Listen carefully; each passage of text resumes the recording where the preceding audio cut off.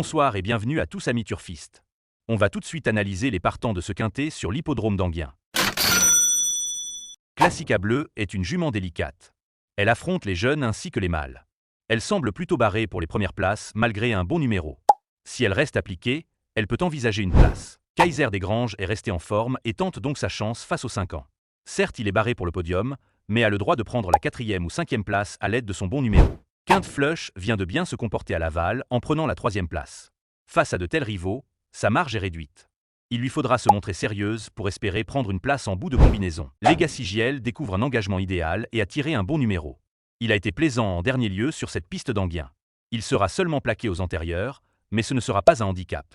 Sage et appliqué, il a le droit de faire l'arrivée. Like You a repris de la fraîcheur et va pouvoir montrer son vrai visage.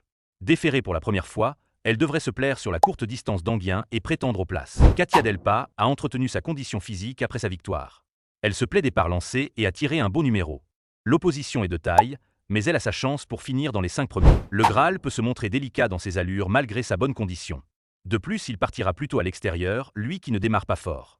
Il faudra vraiment que tout se passe au mieux pour faire l'arrivée. Kissatou vient de s'imposer dans le quintet à Caen. Il affronte cette fois-ci les 5 ans avec un mauvais numéro. Il possède toutefois les moyens de prendre une bonne place en bénéficiant d'un bon parcours. Lovebird vient d'obtenir une bonne 3e place à Enghien sur le parcours de vitesse. C'est un attentiste et le déroulement de course sera décisif pour prendre une place. Love Glycine est bien le matin et retrouve une distance qu'il affectionne après une incartade dernièrement. Il faudra bénéficier d'un bon déroulement de course pour se placer, comme tant d'autres. L'Ariano s'est imposé brillamment à Vincennes le 6 juin, dans un lot qui tenait la route. S'il répète cette valeur, il a les moyens de jouer un bon rôle dans ce lot. Cependant, il ne répète pas souvent. Larry Flett arrivait des courses à réclamer et a rempli son contrat au niveau supérieur. L'opposition est très sérieuse ici, mais elle a une position favorable en seconde ligne et visera la 5e place. Loving Dream est efficace et régulier.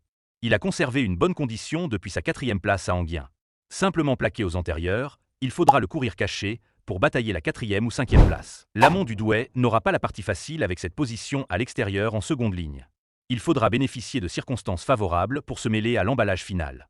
Il remplirait son contrat en accrochant la 4e ou 5e place. Le Cashmaker est en forme certes, mais sa position initiale n'est pas idéale.